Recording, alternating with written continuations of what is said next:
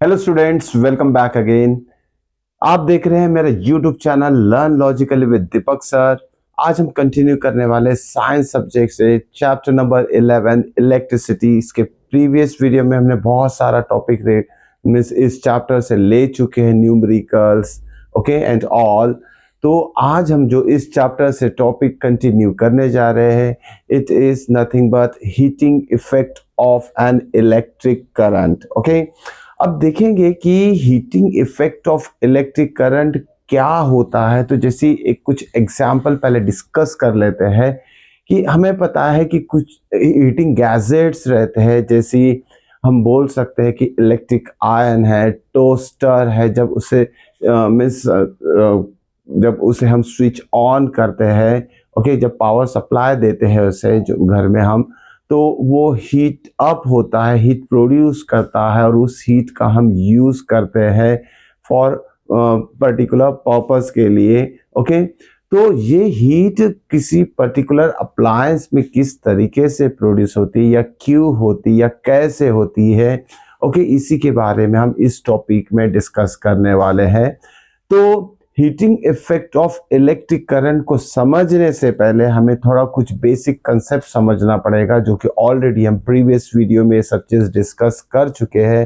तो ये सारी चीज़ें इसी से रिलेटेड है जो प्रीवियस वीडियो में हमने डिस्कस किया था। तो देखिए, सिंपल सा सर्किट मैंने यहाँ बनाया है, जिसमें कि सेल है। सेल के जगह हम बैटरी भी यूज़ कर सकते हैं। Battery is a combination of two or more cell होता है। जैसे कि ये सेल अगर लिया, ये पॉजिटिव टर्मिनल, नेगेटिव टर्मिनल, इसमें की यानी स्विच भी दिया है ऑन ऑफ के लिए।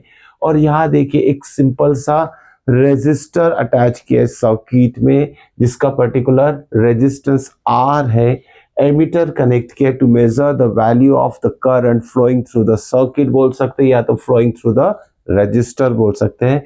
And it is represented by I। And current is always flows from positive to negative terminal. अब देखिए इसमें क्या होता है, जो भी हम सोर्स मतलब ये सेल या हो जाएगा, it is a source of energy बोल सकते हैं, सोर्स ऑफ करंट बोल सकते हैं। तो इस सोर्स में क्या होता है, कुछ केमिकल्स होते हैं जो आपस में केमिकल मिस रिएक्शन करेंगे।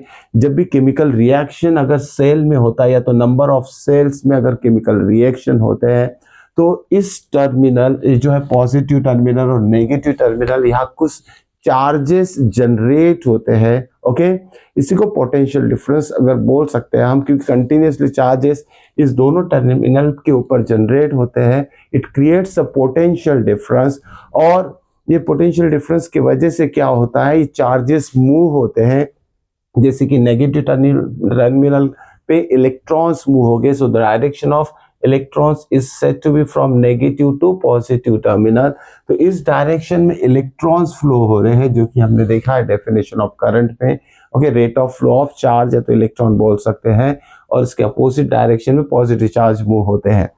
तो ये चार्जेस मूव जब होते हैं तो क्या प्रोड्यूस होता है, जैसे इलेक्ट्रॉन्स कंटिन्यूसली जनरेट होगा across the terminal due to the source. जैसे हमने यहाँ सेल लिया है, और ये जो चार्जेस जैसे ही मूव हो गए, तो इसमें इलेक्ट्रिसिटी या तो इलेक्ट्रिक करंट सेटअप होता है, that is said to be the flows in a circuit. So it is represented by I. तो करंट आई भी फ्लो होगा इसमें, जैसे जैसे चार्जेस इस डायरेक्शन में फ्लो होगा, करंट इस डायरेक्शन में फ्लो होगा, and it is flowing through R बोल सकते हैं। और कितना करंट फ्लो हो रहा है, इस instrument that is called as a ammeter, इसमें हमें उसकी रीडिंग पता चल जाएगी कि सर्किट में से कितना एम्पियर करंट फ्लो हो रहा है।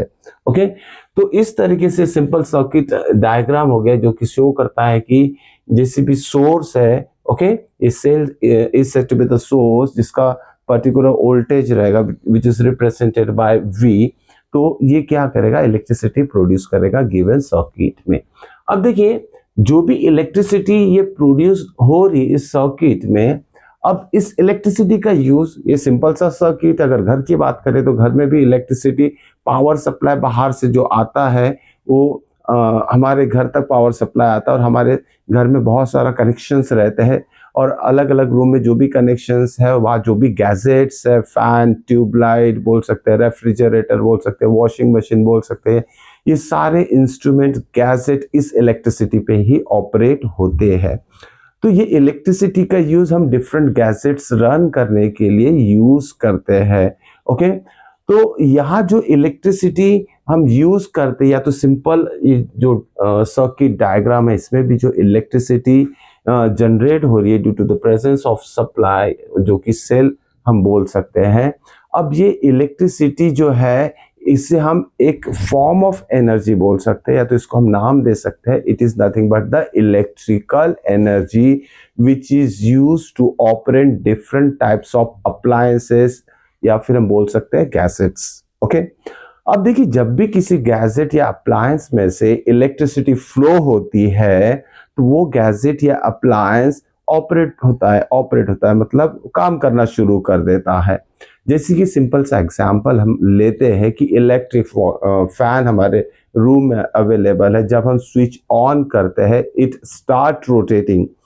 अब एक चीज आपने 9th स्टैंडर्ड में पढ़ा होगा about the energy. Okay, law of conservation of energy आपने पढ़ा होगा। Energy can neither be created nor destroyed but it can be convert from one form to another. तो यहाँ इलेक्ट्रिकल एनर्जी की बात हो रही है, जो भी अप्लायंस इस पे ऑपरेट होगा तो इलेक्ट्रिकल एनर्जी दूसरे एनर्जी में कन्वर्ट हो जाती है। जैसे लाइट से लाइट एनर्जी में कन्वर्ट हो जाएगा, जैसे फैन अगर रोटेट हो रहा तो rotational movement of blades of the fan भी एक तरह का एनर्जी फॉर्मेशन बोल सकते हैं, मैकेनिकल एनर्जी बोल सकते हैं उसमें। जैसे कुछ गैसेट्स से हीटिंग पर्पस के लिए यूज होती है तो इलेक्ट्रिकल एनर्जी उस गैसेट्स का जो भी रॉड्स होगा, कंडक्टर होगा, उसको हीट अप करता है, तो electrical energy is converted into the heat energy. तो एनर्जी एक फॉर्म में से दूसरे फॉर्म में कन्वर्ट हो रही है, ये बोल सकते हैं। अब देखिए whatever be the amount of current passes through each and every gadget जो भी हम घर में यूज करते हैं, जैसे फैन की हम एग्जांपल ले लेते हैं। इलेक्ट्रिक फैन जो है जब उसे स्विच ऑन करते हैं इट स्टार्ट्स रोटेटिंग और इट प्रोड्यूसेस एयर बोल सकते हैं हम। लेकिन कंटिन्यूसली जब उसे यूज किया जाता है तो थोड़ा ना थोड़ा उसका जो बॉडी पार्ट है वो हमें गर्म मिस फील होता है, हीट अप होता है। तो इससे हम ये बोल सकते हैं कि इलेक्ट्रिक जो एनर्जी यूज हो रही है for the rotation of blades of the fan, some amount of electric energy is converted into heat, some amount, not maximum one। तो maximum one उसे रोटेट करने के लिए यूज होगा और कुछ particular part of electric current उसे heat up करने के लिए होगा। ओके, तो ऐसे बहुत सारे एग्जाम्पल है, जितने भी गैसेट्स हम रन करते हैं, अगर वो ट्यूब लाइट बोलो या तो इलेक्ट्रिक बल्ब बोलो, ओके, तो वो सारी चीजें थोड़ा ना थोड़ा हीट हो ही जाती है। तो हम ये बोल सकते हैं कि whenever the current passes through each and every devices, some part of the electrical energy, that is the current, is used up by that device or gadget to heat up। okay, तो वो electrical energy heat में convert हो जाती है। okay, लेकिन कुछ part अब यह देखते हैं कि heating effect of electric current क्या होता है। जैसे अब कंप्लीट जो जैसे कुछ अप्लायंसेस है वो ज़्यादा हीट अप होते हैं और उसकी हीट हम यूटिलाइज करते हैं फॉर डिफरेंट पर्पस, हमारी जो नेसेसिटी होती है ज़रूरत के हिसाब से। जैसे इलेक्ट्रिक हीटर हो गया, इलेक्ट्रिक कैटल हो गया, ओके, तो माइक्रोवेव हो गया, तो उसमें maximum amount of heat produce होती है। तो ये कैसा होता है, देखिए एक सिंपल सा सर्किट ये जो बनाया है मैंने, मान लीजिए ये जो रेजिस्टर है, पीस ऑफ वायर बोल सकते हैं, इसकी जगह हम इलेक्ट्रिक रॉड भी यूज कर सकते हैं। ये इलेक्ट्रिक रॉड जब इस दो पॉइंट के बीच में मैंने अगर ज्वाइन कर दिया, कनेक्ट कर दिया, तो क्या होगा, इसमें से जो भी करंट फ्लो होगा इस रॉड में, तो what will be the amount of current flowing through this rod, this current is used completely to heat the rod. Okay, तो यही काम कुछ इलेक्ट्रिक गैसेट्स में होता है जो कि हीट प्रोड्यूस करता है। तो हम heating effect of electric current को किस तरीके से डिफाइन कर सकते हैं।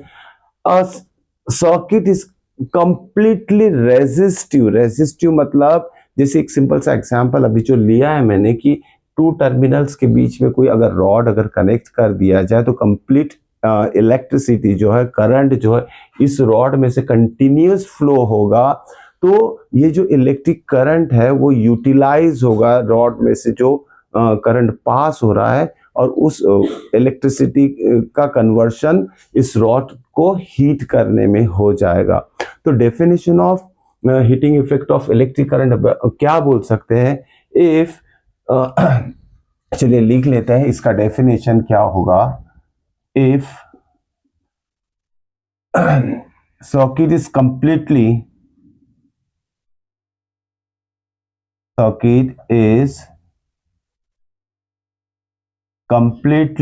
resistive,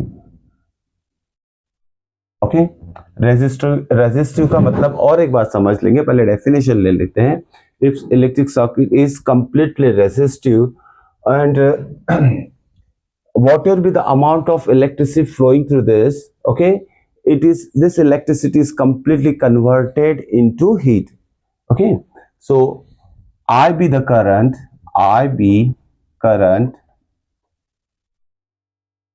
flowing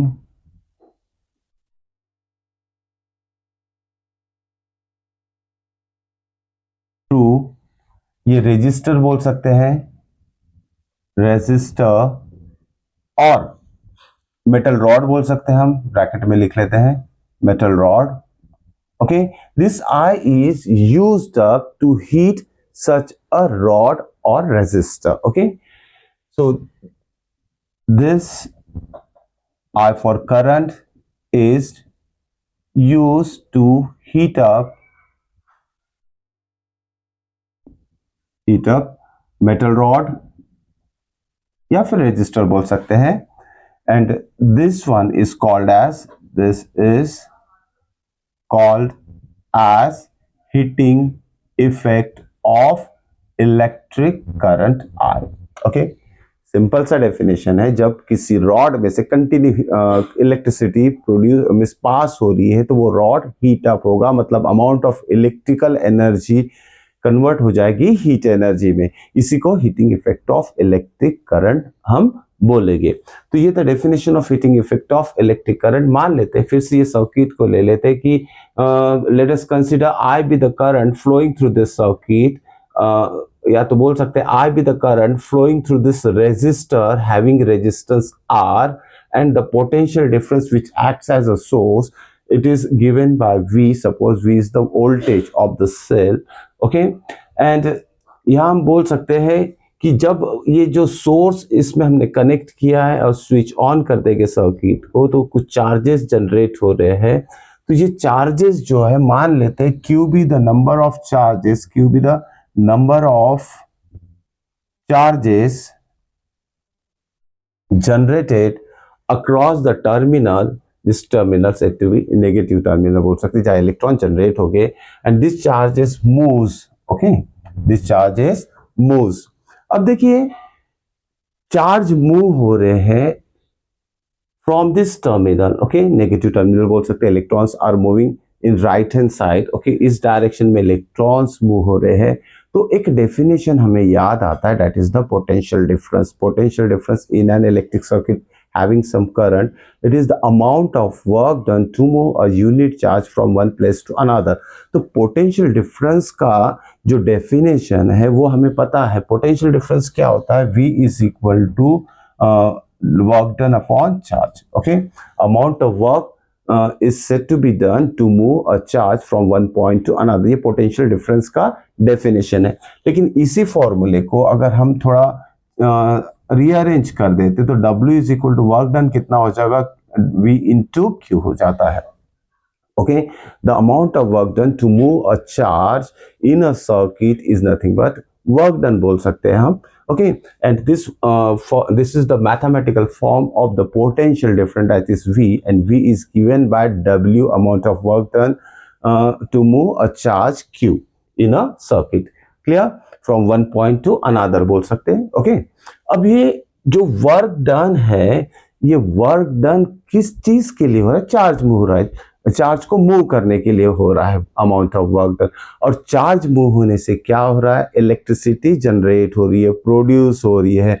so current is said to be flowing in a circuit in the opposite direction of movement of charges, हम बोल सकते हैं, दैट इज द इलेक्ट्रॉन की बात कर रहे हैं हम।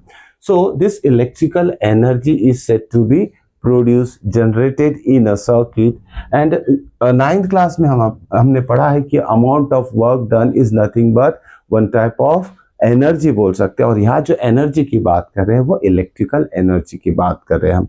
Okay, so W is nothing but V into Q. अब देखिए जो चार्ज या जनरेट हो रही है जिसकी वजह से इलेक्ट्रिसिटी भी प्रोड्यूस हो रही है, तो जो इलेक्ट्रिसिटी है उसको हम इलेक्ट्रिकल एनर्जी कंसिडर कर रहे हैं, या तो इलेक्ट्रिकल एनर्जी ही बोलेंगे उसे हम।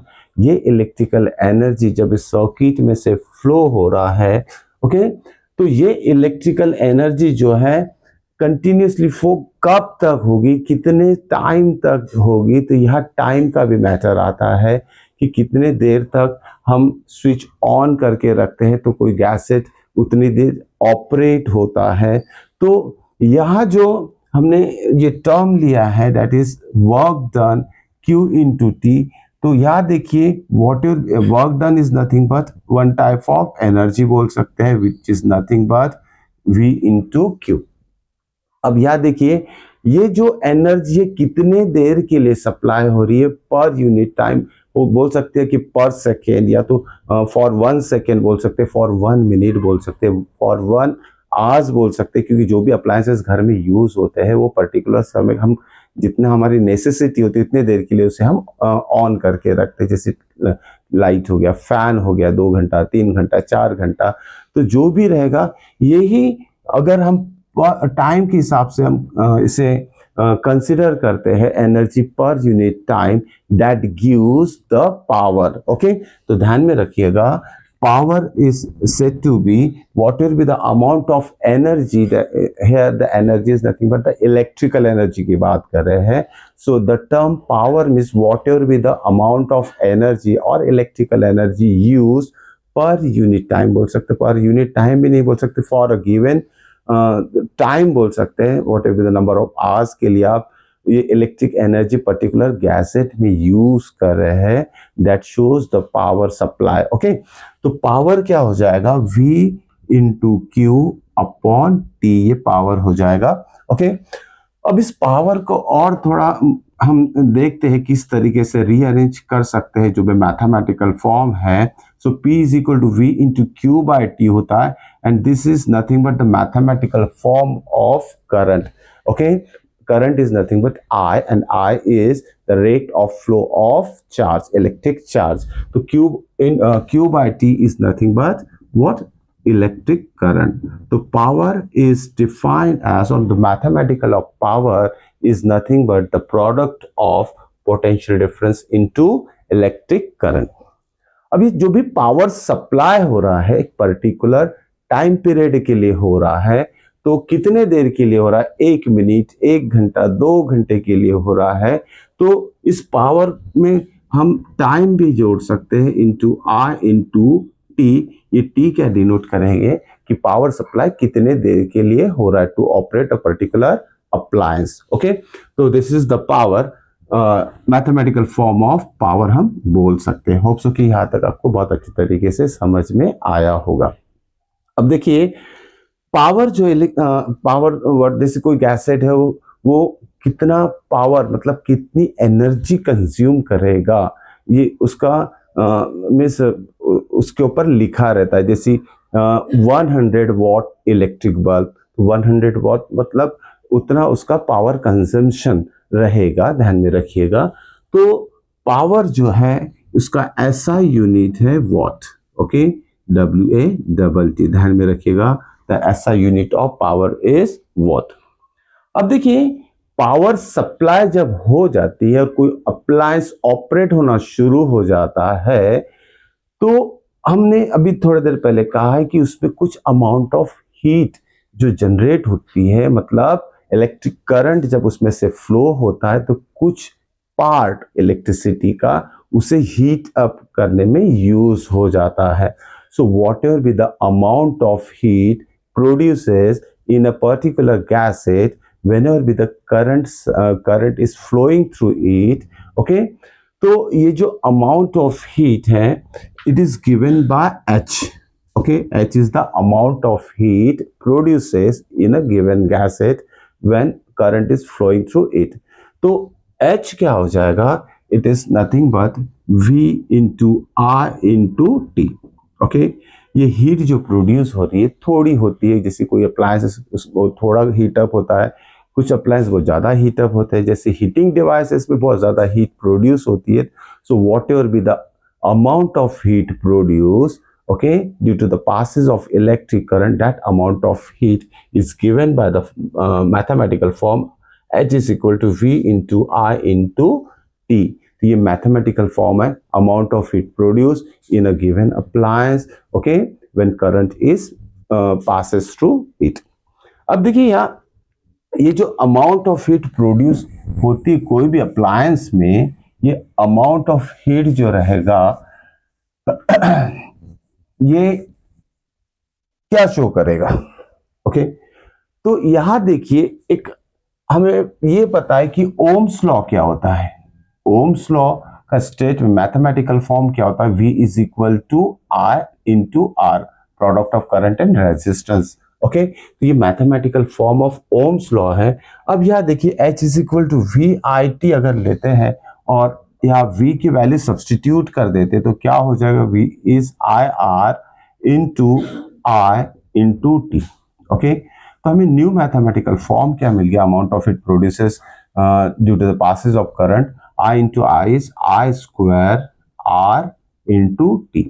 ये जो मैथमेटिकल फॉर्म हमें मिला है, ओके इस मैथमेटिकल फॉर्म को एक नाम दिया गया है that is called as Joule's law of heating.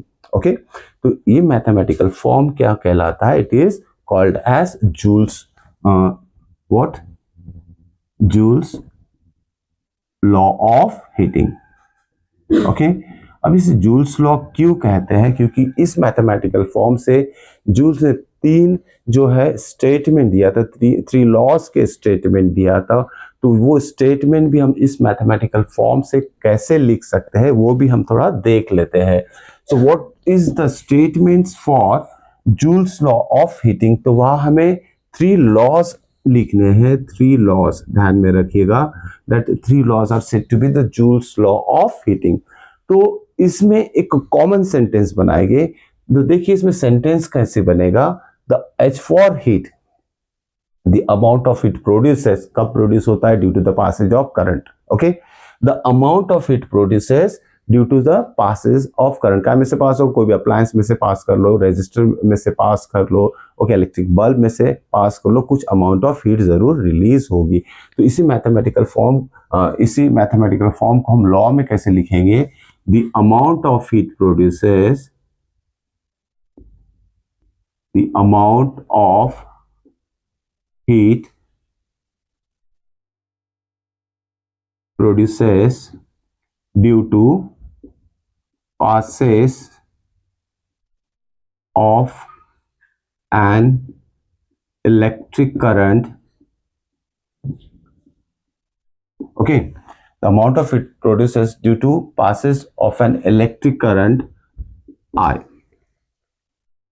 तो लॉ नंबर 1 क्या कहता है, फर्स्ट लॉ क्या कहता है, okay the amount of heat produces due to the passage of an electric current I is, ये कॉमन स्टेटमेंट रहेगा, ये कॉमन सेंटेंस रहेगा, उसके बाद ही हम ये तीन लॉ कंटिन्यू करेंगे. तो जैसे आपको अगर ये लॉ लिखना तो ये लॉ लिखकर ये सेंटेंस कंटिन्यू कर सकते हैं. The amount of heat produces due to the passage of an electric current I is directly proportional to okay square of current I. This is the first law. What Joule's law of heating का first law क्या है, the amount of heat produces due to the passage of an electric current I is directly proportional to the square of current. अब जरा mathematical form देख लेते हैं. The amount of heat produces due to the passage of an electric current is directly proportional to the square of current, is directly proportional to the square of current I. Okay, for given resistance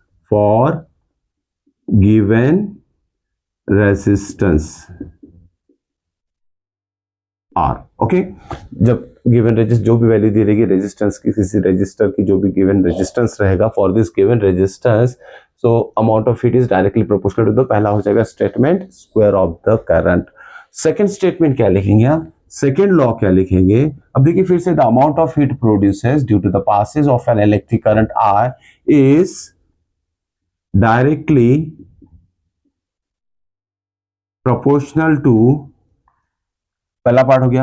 अब directly proportional to the resistance लिख लेते हैं, directly proportional to resistance, इसका resistance रहेगा register का, या तो जो भी अप्लायंस है, जो भी बल्ब है उसका रेजिस्टेंस, ये directly proportional to the resistance, okay, for given current, for a given current are, okay. ये सेकेंड लॉ हो गया जूल्स लॉ ऑफ हीटिंग का। थर्ड लॉ क्या बोलता है, देखते हैं हम। Third law is the amount of heat produces, that is H, okay, the amount of heat produces due to the passage of an electric current I is directly proportional to time, okay। Third part क्या हो गया इसका, time.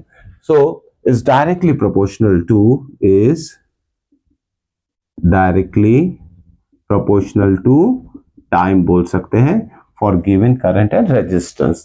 तो इस तरीके से हमने joules law heating के 3 लॉज हमने लिख चुके हैं, ओके। तो इसमें स्टेटमेंट सिर्फ आपको ये याद में रखना है, मैथमेटिकल फॉर्म इसके ऊपर से है, सारा तीनों लॉज लिख सकते हैं, ऑल 3 लॉज, ओके। तो ये था आपका joules law of heating. Hope so कि समझ में आया होगा, अच्छी तरीके से नोट जरूर कर लीजिएगा सारे लॉज, ओके। तो जूल्स लॉ ऑफ हीटिंग को थोड़ा डिटेल में ले लेते हैं। हमें पता है जूल्स लॉ ऑफ हीटिंग का मैथमेटिकल फॉर्म क्या है, H is equal to I square RT, okay. अब देखिए इस जूल्स लॉ ऑफ हीटिंग को हम जब न्यूमेरिकल सॉल्व करते हैं, जब भी मीन्स उसमें amount of heat in joules दिया रहता है, और हमें मान लीजिए जैसे ओम्स लॉ हमें बताया, what is Ohm's law, Ohm's law क्या होता है, V is equal to IR, okay. ये दोनों का रिलेशन बहुत अच्छे तरीके से समझ लीजिएगा, किस तरीके से जूल्स लॉ में ओम्स लॉ का यूज होता ही है। तो ओम्स लॉ में क्या करेंगे हम, V is equal to IR। इसमें देखिए इसके और 2 फॉर्म लिख सकते हैं, I is equal to V by R, या फिर R is equal to V upon I। ये तीनों फॉर्म आपको याद में रखना है, या तो फिर एक फॉर्म याद में रखिए और उससे ये 2 चीज अच्छी के तरीके से, I के फॉर्म में आप VR को कन्वर्ट कर सकते हैं, तो R के फॉर्म में V by V and I को कन्वर्ट कर सकते हैं। इसी का यूज इसमें होता है, ओके। तो जब अमाउंट ऑफ हीट अगर हमें फाइंड आउट करना है, ओके, किसी गैसेट्स में, रेसिस्टर में कितना हीट प्रोड्यूस हो रहा है, अगर यहाँ I नहीं दिया है आपको, और सिर्फ जैसे I नहीं दिया है, R दिया है और V दिया है, R एंड V दिया है, तो I की वैल्यू पहले इससे निकाल लेंगे, V और R जो दिया है, और उस I की वैल्यू यहाँ सब्स्टिट्यूट करके अमाउंट ऑफ हीट जो प्रोड्यूस होगी गिवन अप्लायंसेस में, रेजिस्टेंस में, कंडक्टर में, वो आप निकाल सकते हैं। तो ये 3 चीजें अच्छे से ध्यान में रखिएगा जब भी आप ये रिलेशन यूज करोगे। चलो इसका एक न्यूमेरिकल देख लेते हैं, वो न्यूमेरिकल से सारी चीजें क्लियर हो जाएगी। तो एक सिंपल सा एग्जाम्पल ले लेते हैं। एग्जाम्पल है, an electric iron of resistance 20 ohm, an electric iron of resistance 20 ohm, कोई इलेक्ट्रिक आयन है जिसका रेजिस्टेंस दिया 20 ohm, okay, takes current of, takes current of 5 ampere, takes a current of 5 ampere, okay, calculate the heat produced in 20 seconds, calculate amount of heat produced in 20 seconds, 20 second, okay. एक simple सा example ले लिया हमने joules law of heating का, किस तरीके से numerical में यूज हो सकता है। तो देखिए क्या दिया है, कोई इलेक्ट्रिक आयन है जिसका रेजिस्टेंस 20 ओम है, ओके, एंड करंट जो उसमें से फ्लो हो रहा है, और it is operated at 5 ampere of current की जरूरत पड़ती है उसे ऑपरेट होने के लिए। अगर 20 सेकेंड्स तक उसमें से 5 एम्पियर करंट अगर फ्लो किया जाए, तो इस 20 सेकेंड में वो कितना हीट अप होगा, इलेक्ट्रिक आयन कितना हीट अप होगा, कितना हीट एनर्जी प्रोड्यूस करेगा वो हमें फाइंड आउट करना है। तो सॉल्यूशन में क्या लिखेंगे, सबसे पहले देखिए जो गिवन है वो लिख लेते हैं। 20 ओम्स का रेजिस्टेंस है, मतलब आर की वैल्यू दी है 20 ohm. Okay, current is given I is equal to 5 ampere और टाइम दिया है कि कितने देर तक वो ऑपरेट करना है, हमें करंट पास करना है उसमें से। तो T is equal to 20 second तक करंट हमें उसमें से पास करना है। ओके, तो अमाउंट ऑफ हीट कितना प्रोड्यूस होगा, तो जूल्स लॉ ऑफ हीटिंग क्या कहता है, H is equal to I square RT। I for current, R for resistance, T is the time. I कितना दिया है इसमें, इट इज 5 एम्पियर, तो I स्क्वायर है तो स्क्वायर ले लेते हैं। रेजिस्टेंस कितना है इसका 20 है, T फॉर 20 सेकेंड्स। ओके, तो 20 सेकेंड के लिए जब ये करंट फ्लो होगा इस इलेक्ट्रिक आयन में से, तो कितना हीट अप होगा, कितनी हीट रिलीज करेगा और प्रोड्यूस करेगा वो हमें निकालना है। तो 5 स्क्वायर कितना हो जाएगा 25, 20 इंटू 20 कितना हो जाएगा, इट इज 400। 400 को अगर 20 से मल्टीप्लाई कर दे तो कितना आ जाएगा, ओके, इतना जूल्स ऑफ एनर्जी वो रिलीज करेगा। ओके, 10,000 जूल्स, 25 4 100, 100 और ये 2 0, 10,000 joules of energy is said to be produced if for 20 seconds a current of 5 ampere is flows through this electric iron। इस तरह के सिंपल क्वेश्चंस भी आपको प्रैक्टिस करके देखना है। ओके, तो नेक्स्ट क्वेश्चन देखते हैं, इसमें नेक्स्ट एग्जांपल देखते हैं कि किस तरीके से जूल्स लॉ ऑफ हीटिंग का जो मैथमेटिकल फॉर्म है वो यूज होगा। 100 joules of heat is produced, 100 joules, चलिए नेक्स्ट एग्जांपल है 100 joules of heat is produced, 100 joules of heat is produced each second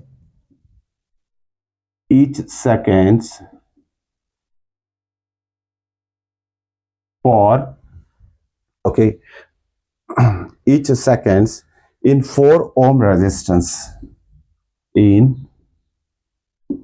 4 ohm resistance बोल सकते हैं या तो 4 ओम रेजिस्टेंस, जिस रेजिस्टर अप्लायंस का है, ओके, 4 ओम उसकी वैल्यू है। तो फाइंड वी फाइंड करना है इसमें, V इज इक्वल टू, या तो पोटेंशियल डिफरेंस निकालना है, find potential difference, okay, across given register जिसका रेजिस्टेंस कितना है 4 ओम है। अब देखिए क्या बोला गया इस क्वेश्चन में, थोड़ा समझ लेते हैं कि कोई रेजिस्टर है, उसका रेजिस्टेंस कितना है, करंट कैरिंग कैपेसिटी कितना है, उसका 4 ओम करंट कैरिंग कैपेसिटी है। और उस रेजिस्टर में से क्या बोला गया कि वो register 100 joules of heat produce कर रहा है ईच सेकेंड, मतलब पर सेकेंड, एक सेकेंड में वो 100 joules of energy, heat energy produce कर रहा है। ओके, जिसका रेजिस्टेंस 4 ओम है। तो पोटेंशियल डिफरेंस क्या रहेगा across this register, okay, potential difference मतलब सोर्स जो है, ओके, यानी V जो है हमें कितना निकालना है, मतलब कितना होगा फॉर दिस गिवन, ओके, ये सारी चीजें दी है, इसमें V कितना यूज होगा, पोटेंशियल डिफरेंस क्या रहेगा वो हमें निकालना है। तो जब भी एनर्जी दिए, हीट एनर्जी दिए, डायरेक्टली हम ये फॉर्मूला अप्लाई कर सकते हैं। तो देखिए सॉल्यूशन में पहले हम लिख लेते हैं जो गिवन है, कितना एनर्जी दे रहा है, H for 100 joules of energy is given, okay, R for resistance कितना है इसका, इट इज 4 ओम, और स्मॉल t टाइम कितना दिया पर सेकेंड, मतलब 1 सेकेंड में वो 100 जूल्स, जो गिवन रेजिस्टर है 1 सेकेंड में 100 जूल्स ऑफ एनर्जी रिलीज कर रहा है। ओके, अब निकालना क्या है, V is equal to question mark, V हमें फाइंड आउट करना है, पोटेंशियल डिफरेंस कितना रहेगा, जो भी सर्किट में ये रेजिस्टर कनेक्ट है, तो पावर सप्लाई कितना रहेगा उसका, यानी V की वैल्यू कितनी रहेगी वो हमें फाइंड आउट करना है। अब देखिए हमारे पास फॉर्मूला है H इज इक्वल टू, जब भी हीट दिया रहेगा तो हम ये फॉर्मूला अप्लाई करेंगे, H is equal to I square R into T। अब देखिए V निकालना है हमें, V is equal to question mark, लेकिन अभी ये जो चीज मैंने समझाया था, अब इसका यूज यहाँ होने वाला है। अब क्या क्या दिया है इसमें, V तो पता नहीं, R दिया है, ओके, V नहीं पता है, लेकिन V इस फॉर्मूले में कहीं भी नजर नहीं आ रहा है। तो क्या करेंगे हम, देखिए R दिया है यहाँ, तो R को माइंड में रखिए। H दिया है तो चलो H की वैल्यू सब्स्टिट्यूट कर देते हैं 100 जूल्स। I नहीं पता है तो I को एज इट इज रखेंगे, I square, R is 4 and T is 1। मुझे दिख रहा है कि ये जो इसमें सब्स्टिट्यूट किया तो इसमें से I की वैल्यू आ जाएगी 100/4, ये हो जाएगा I square is equal to, ये 4 आएगा 100 के नीचे, 100/4 हो जाएगा। तो I स्क्वायर जो रहेगा दैट इज इक्वल टू 25, मतलब I की वैल्यू कितनी रहेगी, 5 एम्पियर। अब देखिए करंट कितना प्रोड्यूस हो रहा है उस रेजिस्टर में से, जिसके वजह से 100 joules of energy, heat energy release हो रहा है। तो हमने पहले क्या फाइंड आउट कर लिया, how much current is said to be flowing through that resistor due to which 100 joules of heat is produces each second। तो हमें 5 एम्पियर करंट उसमें से फ्लो करना पड़ेगा, तब जाके 100 joules of heat energy उसमें से रिलीज होगी पर सेकेंड। अब I की वैल्यू हमें मिस पता चल चुकी है, R की वैल्यू हमें पता चल चुकी, और हमें पता है कि ओम्स लॉ क्या होता है। Ohm's law state that mathematical form V is equal to I R। Okay, ये ओम्स लॉ होता है, that is the mathematical forms of Ohm's law, V is equal to I R. अब I भी पता है, R भी पता है, तो V पोटेंशियल डिफरेंस हम यहाँ से निकाल सकते हैं। What is I? I is 5 ampere into resistance कितना है 4, तो 5 4 20 वोल्ट सोर्स रहेगा। ओके, तो ध्यान में रखिएगा 20 वोल्ट सोर्स की जरूरत पड़ेगी इस सारे मीन्स जो भी न्यूमेरिकल में कंडीशन दी है उसके लिए।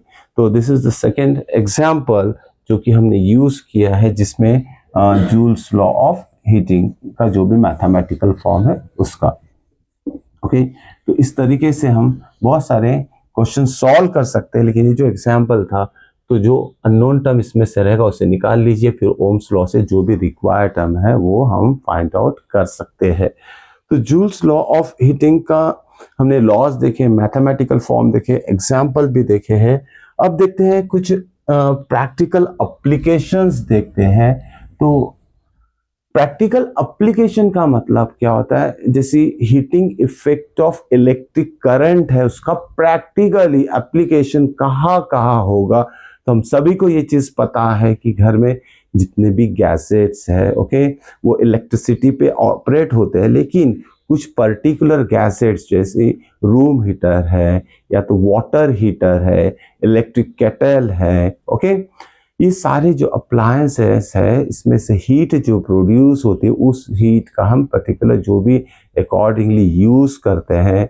ओके, जैसे अगर मान लेते हैं कि जैसे माइक्रोवेव है कोई चीज, माइक्रोवेव को हम जो हीट है उसमें कुकिंग के लिए यूज होता है, टोस्टर है कुकिंग के लिए यूज होता है।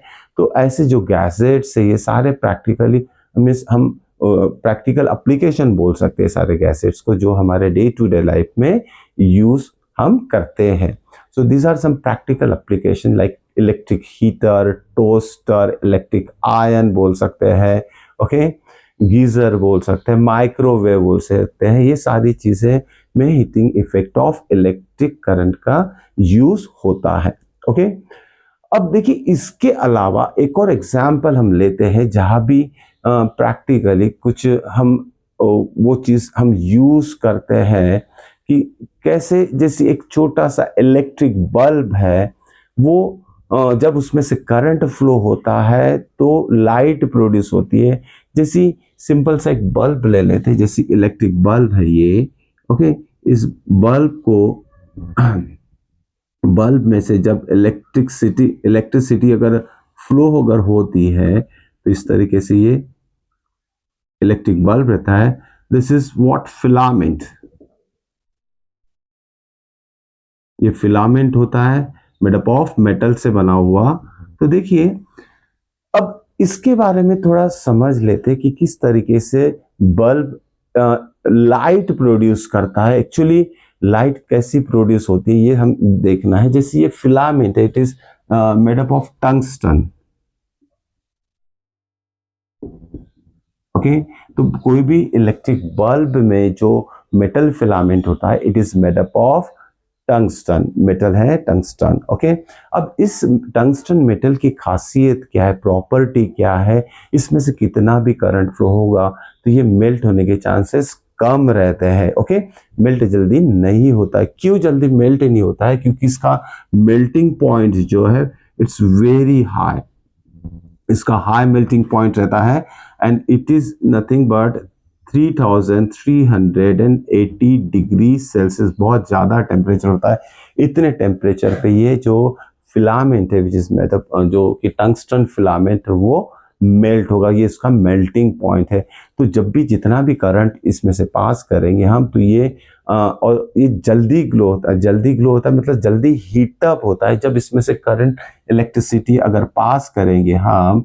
ओके, तो क्या होगा, ये क्या होगा कि ये ग्लो होना शुरू करेगा, ये लाइट प्रोड्यूस करेगा। ओके, ये लाइट प्रोड्यूस कैसे करेगा कि ये जो फिलामेंट है एकदम हीटअप हो जाता है, हीटअप उनसे वो ब्राइटर इन कलर हो जाता है और लाइट एमिट करता है। ओके, तो इस तरीके से कुछ मेटल है जो कि बड़े यूजफुल है, जैसे हमने एग्जांपल लिया इलेक्ट्रिक बल्ब का, उसमें यूज किया जाता है। लेकिन और एक चीज है, जो भी इलेक्ट्रिक बल्ब रहेगा, अबे जब मेटल हीटअप होता है तो इसके ऑक्सीडाइज होने के चांसेस बहुत ज़्यादा रहते हैं। अगर वो ऑक्सीडाइज अगर हो जाता है तो ये जो फिलामेंट है अगर ब्रेक हो जाएगा तो कनेक्शन जो है इनकम्प्लीट हो जाएगा, तो कोई भी लाइट प्रोड्यूस नहीं होगी। तो इसे ऑक्सीडाइज होने से बचाने के लिए जो भी इस बल्ब में अवेलेबल स्पेस है, इस अवेलेबल स्पेस में कुछ नॉन रिएक्टिव गैसेस फिल की जाती है, जैसे एर्गॉन हो गया। ओके, इस तरह के गैसेस उसे ऑक्सीडाइज होने से बचाता है। ओके, तो ये भी चीज आपको अच्छे से ध्यान में रखना। This is one of the practical application for the heating effect of an electric current, हम बोल सकते हैं। इसके अलावा कुछ प्रैक्टिकल एप्लीकेशन और देख लेते हैं। जैसे कि हमें पता है कि डिफरेंट गैजेट्स जो होते हैं, अब डिफरेंट गैजेट्स है उनका करंट कैरिंग जो भी रहता है, मिस अलग अलग करंट पे वो ऑपरेट होता है। कोई किसी गैजेट को ऑपरेट करने के लिए ज़्यादा वोल्टेज सोर्स की ज़रूरत पड़ती है, किसी को कम पड़ती है। तो देखिए इसमें क्या होता है, अगर किसी की करंट कैपेसिटी कम है किसी गैजेट से, अगर उसमें से ज़्यादा करंट अगर फ्लो हो गया तो वो गैजेट या तो अप्लायंस जल जाएगा, डैमेज हो जाएगा। तो ऐसे डैमेजेस से बचने के लिए उसमें फ्यूजेस दिए रहते हैं। अब ये इलेक्ट्रिक फ्यूज क्या होता है, इलेक्ट्रिक फ्यूज मतलब ये मेटल वायर से बना रहता है। ऐसा मेटल वायर, जैसी पीस ऑफ वायर बोल सकते हैं हम, जैसी कोई गैजेट्स है, ये कोई गैजेट है जी फॉर गैजेट, अगर इसकी करंट कैरिंग कैपेसिटी मान लेते 3 एम्पियर पे ये ऑपरेट होता है, तो इसमें जो फ्यूज हम यूज करेंगे, फ्यूज वायर जो यूज करेंगे, ये पे अप्रोक्सीमेटली रेटिंग क्या रहेगी इसकी 3 एम्पियर ही रहेगी। वो क्यों सेम रेटिंग का फ्यूज इसमें यूज किया जाता है, वो इसलिए कि अगर एक्सीडेंटली इससे ज्यादा अगर करंट इसमें से फ्लो हो गया तो ये जो गैसेट है वो डैमेज हो जाएगा। तो अगर मान लीजिए एक्सीडेंटली अगर इसमें से मोर देन 3 एम्पियर करंट अगर फ्लो हो जाता है तो क्या होगा, पहले जो करंट इस फ्यूज में से पास होगा, अगर 3 एम्पियर से ज्यादा करंट इस फ्यूज में से पास होगा तो ये फ्यूज वायर मेल्ट हो जाएगा और आगे जो है इलेक्ट्रिसिटी डिस्कनेक्ट हो जाएगी, आगे इलेक्ट्रिसिटी फ्लो नहीं होगा और इस तरीके से फ्यूज उस गैसेट को सेव कर लेगा, मतलब डैमेज होने से बचा लेगा। तो फ्यूजेस का भी बड़ा इंपॉर्टेंट रोल है अलग अलग गैसेट्स में। ओके, जिससे हमें ये पता है कि इलेक्ट्रिक आयन जो होती है वो 1 किलोवाट पे ऑपरेट होती है। ये बड़ा इंटरेस्टिंग सा चीज है। इलेक्ट्रिक आयन जो होती है वो कितने इस पे पर 1 किलोवाट, 1 किलोवाट का मतलब होता है 1 किलो मतलब 1000 वॉट पे ऑपरेट होती है। और हमारे घर में जो सोर्स है, सोर्स मतलब बाहर से जो करंट इलेक्ट्रिसिटी का सप्लाई है, वो 220 वोल्ट होता है, ध्यान में रखिएगा 220 वोल्ट। ओके, अब देखिए पावर क्या है, पावर सप्लाई, ये जो पावर है ये पावर बोलेंगे हम 1000 वॉट पे कोई भी इलेक्ट्रिक आयन क्या होता है, ऑपरेट होता है। तो पावर का डेफिनेशन क्या कहता है, P is equal to V I. Power का डेफिनेशन क्या होता है, P is equal to V I होता है पावर का डेफिनेशन।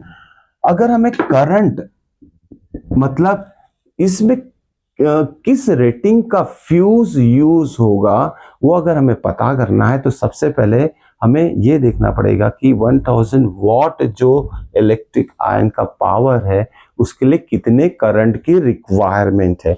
अब करंट पावर दिया है, वोल्टेज मतलब सोर्स दिया है, तो करंट का फॉर्मूला क्या हो जाएगा, P upon V।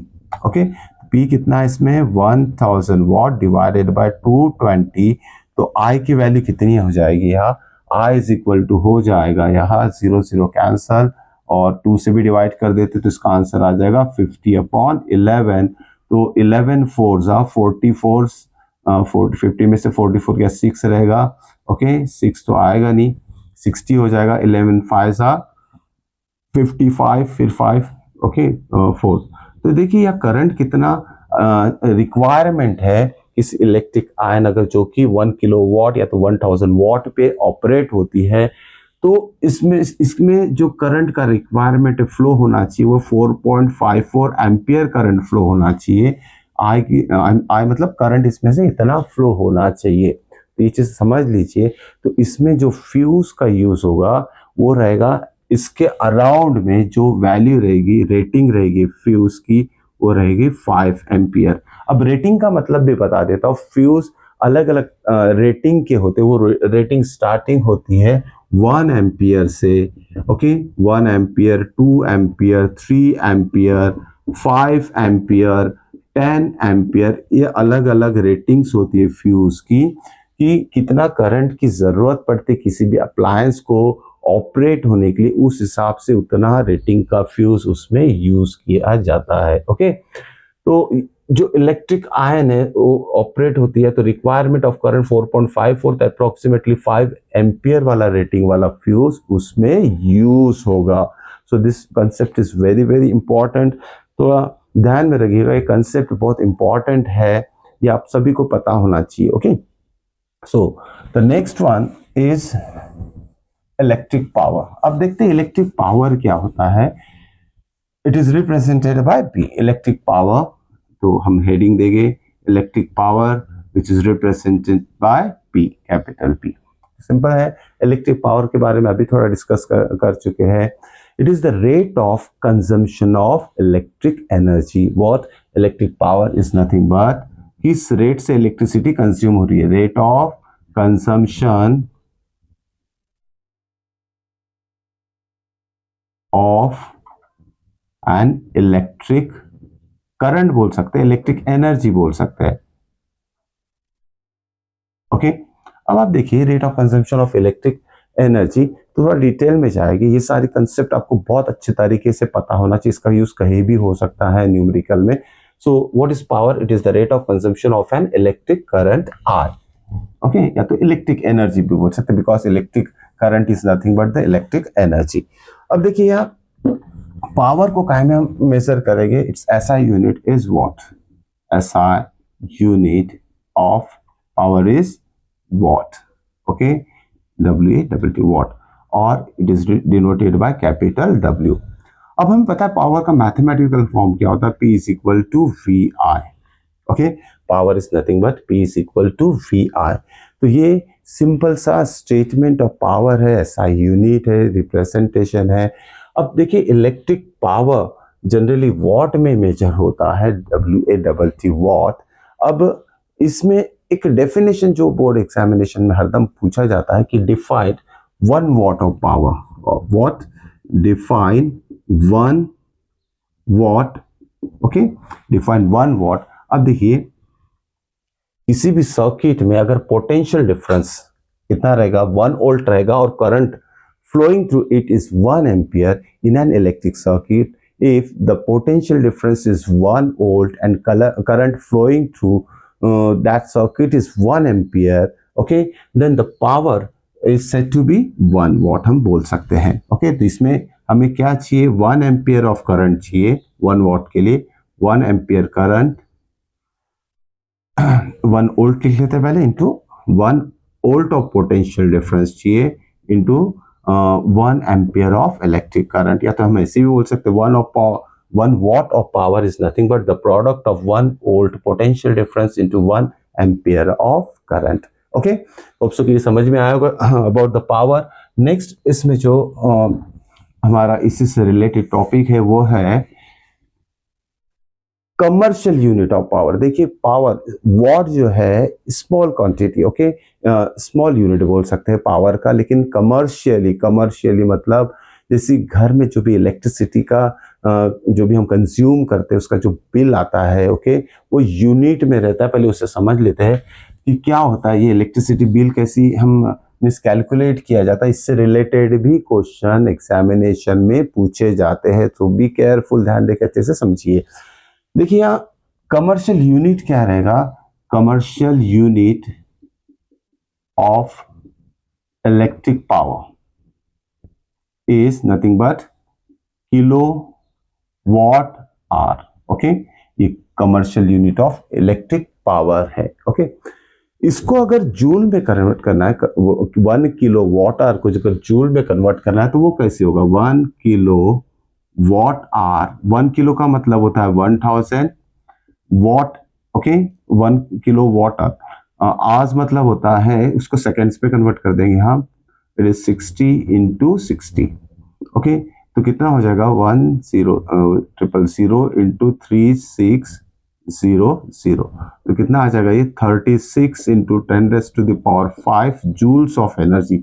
1 kilo watt कितना एनर्जी, कितना जूल्स ऑफ एनर्जी अगर कन्वर्ट करता है, कन्वर्ट हो जाएगा, या तो फिर कितना जूल्स ऑफ एनर्जी प्रोड्यूस करेगा या देगा, वो भी हम देख लेते हैं। तो स्टैंडर्ड नोटेशन के फॉर्म में कैसे लिखा जाता है, 36 नहीं लिखेंगे, इसे 3.6 इंटू 10⁻, यहाँ एक डेसिमल इधर शिफ्ट हुआ तो यहाँ एक पावर बढ़ जाएगा। ओके, सो जैसे 1 किलो वॉट आर अगर जूल्स में कन्वर्ट करना है तो वो हो जाएगा 1 kilo watt hour is nothing but 3.6 into 10⁻6 joules. Okay, इतना एनर्जी रहती है या प्रोड्यूस करता है 1 किलो वॉट आर। ओके, तो ये कन्वर्शन हो गया इलेक्ट्रिक पावर का। अब देखिए एक सिंपल सा एग्जांपल हम लेते हैं कि किस तरीके से इसके ऊपर बेस्ड क्वेश्चन पूछे जाते हैं एग्जामिनेशन में, तो वो भी आपको आना चाहिए। अब देखिए सिंपल सा एग्जांपल लेते हैं कि मान लेते हैं अब रेफ्रिजरेटर है, कोई रेफ्रिजरेटर है, जैसे एग्जांपल लिख लेते हैं हम। ओके, क्या दिया इसमें, refrigerator, okay, an electric refrigerator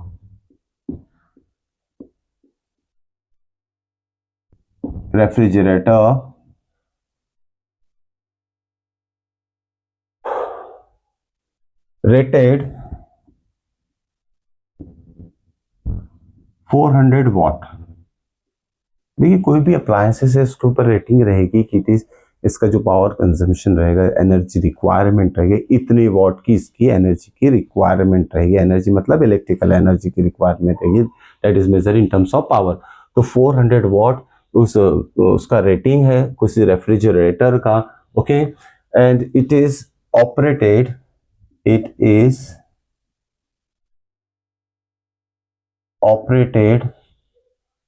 8 hours per day. एक दिन में 8 घंटे के लिए इस जो भी इलेक्ट्रिक रेफ्रिजरेटर है उसका यूज घर में किया जा रहा है। तो इसमें बोला क्या गया है, find the cost of energy for 30 days if 30 days के लिए अगर कॉस्ट ऑफ एनर्जी जो दिया है एट द रेट ऑफ ₹3 पर किलो वॉट आर। देखिए यहां जो लास्ट में दिया है 1 kilo watt hour energy, electric energy अगर आप यूज करते हो तो आपको ₹3 खर्चा आएगा 1 किलो। तो यहाँ वही दिया एट द रेट ऑफ ₹3 पर किलो वॉट आर। तो सिंपल से सबसे पहले लास्ट वाला टर्म समझ लेते कि 1 kilo watt hour energy, electrical energy आपने यूज किया टू ऑपरेट सर्टन अप्लायंस कैसेट, तो उसके लिए गवर्नमेंट ने जैसे या तो इलेक्ट्रिक एमएससीबी जो भी रहेगा जो किस हमें इलेक्ट्रिसिटी सप्लाई करते हैं, तो उसके लिए 3 रुपीज खर्चा आता है। तो यहाँ इस क्वेश्चन में दिया कि कोई रेफ्रिजरेटर है और वो रेफ्रिजरेटर 8 आवर्स पर डे के हिसाब से यूज हो रहा है, तो 30 डेज कंटिन्यूसली अगर उसे हमने यूज किया तो 30 डेज मतलब 1 मंथ में उस एनर्जी जो यूज कर रहे ऑपरेट करने के लिए रेफ्रिजरेटर, तो हमें कितना खर्चा आएगा। ओके, तो सॉल्यूशन कैसे लिखेंगे इसका ध्यान में रखिएगा। तो अमाउंट ऑफ एनर्जी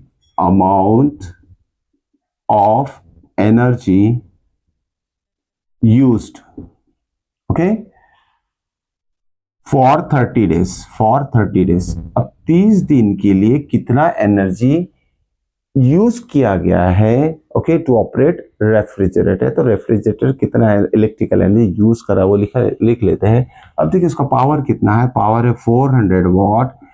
डेली कितना आवर्स यूज कर रहा है, 8 आवर्स के लिए यूज हो रहा है, इंटू 30 डेज के लिए यूज हो रहा है। ओके, तो यहाँ देखिए जो भी आएगा ये जो पावर कंजम्पशन आ जाएगा 8 आवर्स के लिए, ओके, और 30 डेज के लिए, तो कितना होगा ये